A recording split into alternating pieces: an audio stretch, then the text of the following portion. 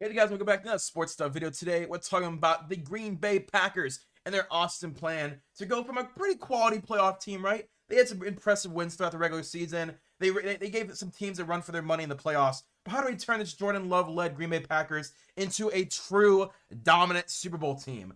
Let's find out. So if you guys do enjoy, please like, comment, subscribe. Let's get into the video. So starting off with cuts and or trades, we're at $42 million of cuts and or trades before we do any re-signings, before we do any extensions or anything. Let's figure out what some cuts or trades that we want to do to raise this cap space. So first off, I am going to be trading Jaire Alexander. There's a lot of rumors right now that that's what they're looking for, that they're taking calls on Jaire. So last year had 15 tackles, 2 interceptions, 2 run stops, and 3 pass breakups. Again, another injury-filled season. He's had a lot of those recently. He only played 14 of last 34 games available. So that is 7 games over the last 2 years. He's averaged this season.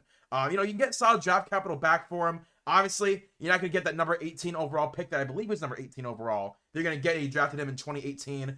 Team has proven they don't need him for success. They had a really good year without Jaire Alexander. I think they can have even more years that are really good without him as well. You save $36 million in 2026 cap hit if you do trade him. So absolutely, why wouldn't you do that? I may be trading him to the Los Angeles Rams. They get Jaire Alexander. Green Bay gets a 2025 fourth round pick, number 126. So obviously, it sucks that you have to be trading Jaire Alexander, but I think it's out in the open now that Jaire is not going to be returning to the Green Bay Packers. Let him go to another team, maybe try and compete for another playoff spot. You're not trading him to like the Tennessee Titans or something, or the New York Giants. You're trading to a team that has a really good defense, but they really need that number 1 premier corner. And again, he's only like 28. Yeah, he's 28 years old, so he's still in his prime. He has another 3 or 4 years of success happening ahead of him. And now the Rams can handle that contract. And for the next 3 or 4 years, they're going to have Jaire Alexander on their roster. And again, maybe he turns his career around. But right now, he's on track to be like, come on, man. Why can't you stay healthy? And you're going to get off that, save yourself that money, and get a 4th round pick back, number 126. Again, sucks you're not getting like a 2nd or 3rd back. But I just don't think there is any leverage to get a day 2 pick. Then I'm going to be trading for a corner in Greg Newsome. Greg Newsome had last year 25 tackles, 1 interception, 8 run stops, and 3 pass breakups. He is a solid starting corner. My issue is that for whatever reason, the Browns have moved him to nickel corner. I want him to move back out to the boundary. So with trading Jaire Alexander, you save yourself about $20 million in cap space, in cap numbers. So you can trade for Greg Newsome, and you're actually going to be positive $7 million. He has slipped since his rookie season dominance, but I think it's basically because his 2nd year, we drafted Martin Emerson, and he was so good on the outside that Greg Newsome wanted to play, so he moved inside. But he's a great great zone corner. He's also a really good press man corner as well. For me, it's a potential cornerback number 1 of the future for the Green Bay Packers. And all you have to give up is Christian Watson and a 2025 5th, number 159 overall.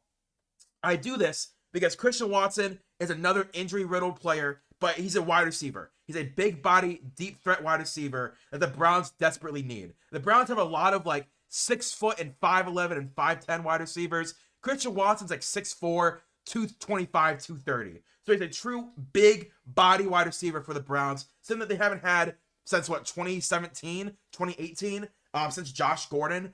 So Greg Newsome gets traded for Christian Watson and number 159 overall. So basically, you trade Jaire for Greg Newsome, and that's it, right? Basically, because you basically trade back in the draft. You give it Christian Watson, but I think you get younger at the position. You get a guy who has been more healthy than Jaire Alexander. Obviously, Greg Newsome has had some dings and nicks, throughout his career, but nothing as serious that Jaire Alexander has only played 14 games in the last 2 years. Greg Newsome, relatively healthy, and again, I think he fits this Midwest culture, and I think Green Bay would love to have Greg Newsome. And the Browns, they get Christian Watson. They would love a big body, deep threat wide receiver like Christian Watson.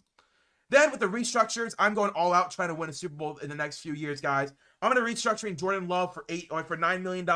Again, he's a quarterback of the future. We can push that money back as far as we want. Rashawn Gary, number 1 pass rusher, who's, not having the best year, but I think he's still going to be on this team. Restructuring him for $10 million. Kenny Clark, he's your franchise piece in the middle of the defensive line. Restructure him for $5.5 million. And Xavier McKinney, who had a great year in Green Bay, his first year in Green Bay at safety. Restructured him for $7 million. Opens up $31.5 million of cap space. And let me just say, we use that money because we have $70 million to do some re-signings and we re-sign the heck out of some dudes, and we do some free agency moves. I'm joking. We don't re-sign anyone. Bo Melton, I am going to be tendering. He's currently an exclusive rights free agent.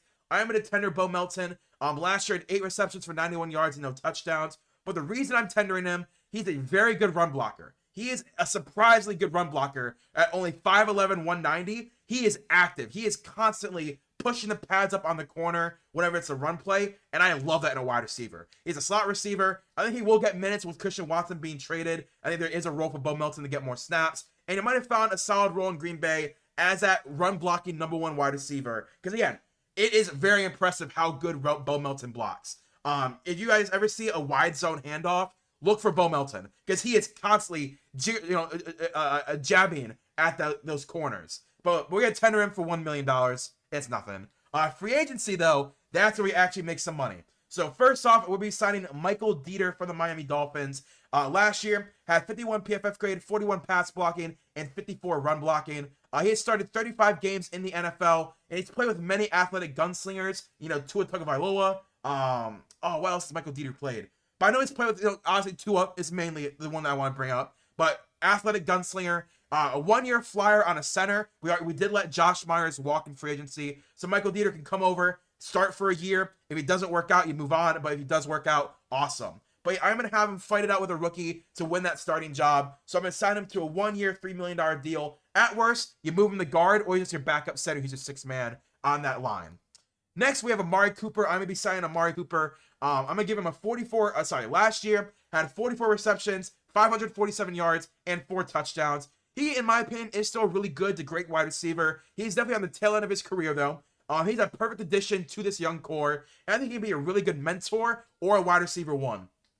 Right? I don't think he's going to be the 1,000-yard receiver he was in Cleveland the last 2 years, but I think if he can get 500 to 600 yards and a couple of touchdowns, that is worth the money they're going to give him to be a really good mentor for this young wide receiver core. I give him a 2-year, $26 million deal, $18 million guaranteed. That is 69% guaranteed. Nice to get Amari Cooper over on this team for the next 2 years in a Super Bowl window. Then I'm going to be signing Tyler Tart as well on the defensive line. I gave him last year he had 20 tackles, 1 sack, 1 forced fumble, 14 run stops, and 16 pressures. I always loved Tyler Tart. I knew he was going to have a good career. I think he's done a really good job bouncing around the league, always showing up when he's been asked about. He was a steal of last year's D-tackle free agency. I said last year that Tyler Tart is going to be the steal of this class, and guess what? He was. Getting to replace TJ Slayton, who I did let walk in free agency. I just don't see him coming back with how poor he was last year. He's a great run defender on the inside next to Kenny Clark, and I think Tyler Tart and Kenny Clark, that's a really good duo of run stoppers, right? So I gave him a 2-year, $7.5 million deal, $5.5 million guaranteed. That is 73% guaranteed. But again, you shore up your defensive line, you shore up your run defense, and know that next year you can go all out and know you can trust your defensive line. That's Jeff Hafley defense. Next, I'm going to be signing Derek Barnett from the Houston Texans.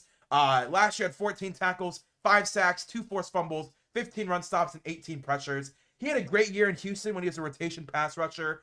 For me, I think he could probably end up actually starting, but at worst, he can slide in as a rotation edge behind Rashawn Gary and Lucas Van Ness. But he brings in veteran experience. He was a Super Bowl winner. He knows what it takes to win, and he bolsters a group who struggled last year. So I'm going to give him a 3-year, $26 million deal, $20 million guaranteed at 77% guaranteed. The last 2 years in Houston, he's been a high-end rotation guy. Honestly, last year when they got a pass rusher from Minnesota, Daniel Hunter. When they got Daniel Hunter, it knocked Derek Barnett back down to a rotation guy, and he did really well in that. 15 run stops, 18 pressures with 5 sacks. That's a really good number. So getting him over here in Green Bay to either be a high-end third guy on that defensive line, or maybe even takes over for one of these young guys who just aren't really working out.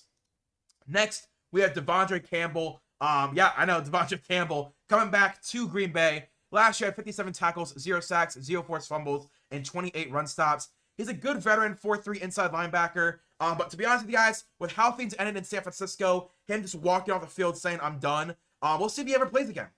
Be 100% honest. He may never play in the NFL again. But he has familiarity with the Green Bay front office and the coaching staff. So I think there is room for him to talk his way into a job again. And I think Green Bay is one of those spots where that could actually end up working. Jeff Hafley needs another good stand-up linebacker. You have Quay Walker, but I think outside of Quay Walker, get some veteran help in Devondre Campbell. Not a great young linebacker, but he does fit. Not a great young linebacker fits in free agency for this defense. Devondre Campbell, I think, can fit really well with this defense. So I give him a 1 year, $4.5 million deal, fully guaranteed, and be like, hey man, don't do that crap again. If you do, we'll cut you immediately. Next, you have Paulson Adebo. I'm going to be giving Paulson Adebo a pretty good deal. Last year, had 47 tackles, 3 interceptions, and 10 run stops. He showed flashes of being a great corner throughout his 4-year career so far. Let's get him into a system where he isn't covering the best wide receiver, right? You have Greg Newsome, you have Paulson Adebo, and you have your plethora of 5th and 6th round rookies and 2nd-year players who have played extremely well. The front four is going to help alleviate the secondary struggles, reinvesting in guys like Derek Barnett and guys like Taylor Tart. That's going to help your secondary really get into a groove and get into something that you can really trust in the secondary, right? Paulson Adebo will thrive when he's not constantly covering the number 1 wide receiver with no time because the defensive line can't get to the quarterback.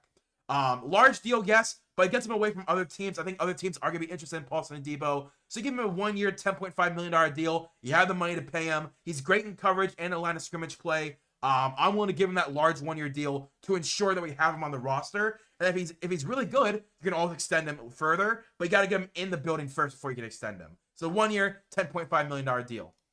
Then finally, I'm going to be signing Tyron Smith. Last year, had 74 PFF grade, 72 pass blocking, 72 run blocking. He did allow 5 sacks last year, but to be honest with you, Aaron Rodgers was a statue. Jordan Love is a little more mobile. Services I do think are going to be highly sought after. Again, a Hall of Fame tackle is very hard to get in the NFL free agency. He is, again, honestly, on the end of his career, but I think he can easily take Rasheed Walker's starting job. Rasheed Walker is fine, but Tyron Smith is a Hall of Famer, right? He elevates the left side of the line. He's still a great run blocker at this age. He's still athletic enough to get to the second level and block these linebackers. I trust Tyron Smith to, for 1 year, really help this defense, this offensive line. 1 year, $4 million fully guaranteed to ensure he's on my team. And that's all the free agency signings I'm going to do. Entering the draft, you have $28 million. I want to have a little bit of money rollover cap just to ensure next year I'm not going to be hitting a cap situation. And here's what I do in the draft. So obviously you guys see the 2 trades. I trade Jair for a 4th round pick, and I trade Christian Watson in a 5th for Greg Newsome. So that's what I did. But at number 23, I'm going to grab Gray Zabel from NDSU. Gray Zabel, he's one of my gems in this class. He did have an okay combine.